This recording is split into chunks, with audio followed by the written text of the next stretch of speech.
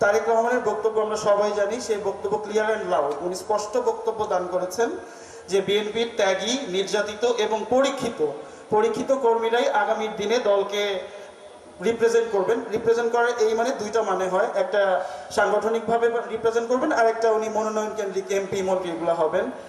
তো যেহেতু তারেক রহমানের বক্তব্য পরিষ্কার, আমরা নানান মুখে নানান কথা শুনি, অনেক প্রোপাগান্ডা শুনি, বয়স হয়েছে, এই হয়েছে 85 বছরের বয়স ডক্টর মোহাম্মদ ইউনূস বাংলাদেশ চালাচ্ছে নাকি চালাচ্ছে না।